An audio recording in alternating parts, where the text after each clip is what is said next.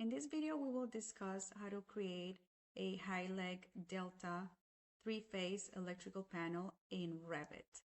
Most of the electrical panels in Revit are from a Revit template that has a 120 to a 3-phase volt electrical panels or a 480 to 277 volt 3-phase electrical panels.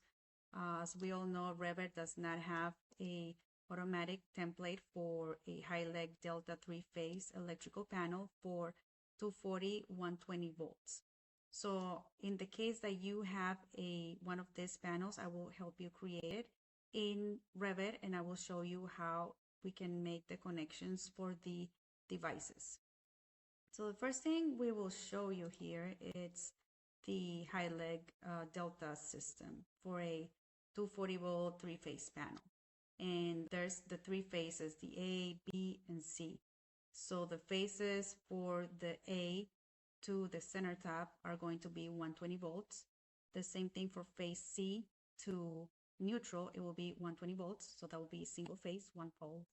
Now, when you have equipment that is 240 volt rated, you will need to connect that equipment to phases A and B. And that could be kitchen equipment, most likely, or any type of 240 volt equipment that you have that is 2-pole. And then you can also connect this type of equipment to legs B and C of your electrical panel. The leg B would be only single pole circuit breaker that could be connected to a 208 volt single phase load. Most of the time in the projects that I worked in the past, I have not had any luck getting equipment that is rated for 208 volt single pole. So usually when I get this type of panels, I connect the 120 volt loads and the 240 volt single phase loads. So now we are on Revit and we need to create a panel that is 240 volt 3-phase delta. So the first thing we need to do here is we need to create a panel. So we're going to go ahead and create similar. We'll host it to the wall. And then we'll need to go into the Manage tab. We will need to go into the MEP settings and go to the electrical settings. Here we have different type of parameters for every single electrical panel. So previously I created the electrical distribution parameter for the high delta panel. So I'm going to go ahead and for now I will go ahead and create another one just to show you how you can create a distribution parameter for it. So we have a 120/240 volt, and let's call this a delta. Okay. And the phase will be 3-phase. The configuration we all know is a delta configuration. The wires are 4 wires, 4-wire system. The line to line voltage is 240 volts. And the line to ground voltage, we're gonna make this 120 volts. And the HiLeg phase is B. And we'll proceed with OK. Now we will click on the electrical panel, and then we will change its distribution from 208 surface panel. So that's what I picked originally. So I'm going to go ahead and edit type and create a 200 amp, and let's call this a delta panel. Click OK, and then we're gonna go to the properties, go down, change our properties. So I want this panel to be a 42 circuit breaker panel. The mains will have to be 200 amps in this example. The MCB rating will be 200 amps as well. And then in the distribution system, we can select the type of distribution that we have. Now, if I check this existing panel that I have here, you can go all the way down to the distribution system. And you can see the distribution system is 120 to 08. So now you can have different types of distribution systems. So just make sure that when you edit this family, that you don't have any other electrical panels that are supposed to be 120, 208, or any other voltage that are tied into the same new delta family. So now let me tag this panel. I'm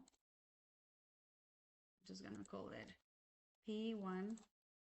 And now it's time to create a electrical schedule. So click on the electrical panel, create panel schedule. I'm gonna go ahead and use the default. And here I have my electrical plan, and then here I have my electrical schedule. So I will go ahead and start connecting devices to the electrical schedule. So let's bring up that delta wiring system one more time. So we can connect 120 volt loads to the A phase and the C phase, and 240 volt loads can be connected to A and B and to B and C phases. And then the B phase will be connecting any 208 volt single phase loads that you may have. Like I mentioned before, I worked on multiple projects. I haven't had the opportunity to connect a 208 volt single phase load just yet. One pole, not two pole. So this is only for single pole. So usually you will have 120 volt loads or 240 volt loads will face one or two poles. Now it's time to connect the electrical devices to our HiLeg Delta panel. So here we have our load 1. Then we can go ahead and keep on adding all our loads, and they will automatically populate. Here we have a 240 volt single phase device. So we're going to go ahead and power that up. Here we have our device, and then we're going to go ahead and connect the rest of our devices, which are 120 volts. Okay, so now I'm going to go ahead and go to the electrical panel now that I have all my devices. And if we take a look at this one more time here, remember that we cannot connect any load that is not 208 single phase, single pole into our electrical panel. So we need to make sure that we avoid doing this right here. So we're showing two loads that are connected to the leg B. We're gonna go up, let's move it a little up. So now this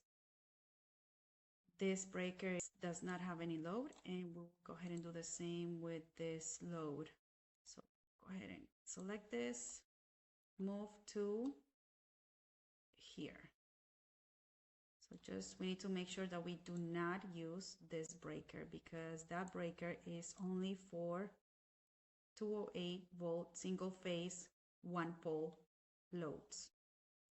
All right, so we're gonna go ahead and usually make this a spare or a space, and I usually call this spare HiLeg B, just for the purposes of information for myself or the electrical contractor that is looking at this. So I will go ahead and do the same for this one. HiLeg B.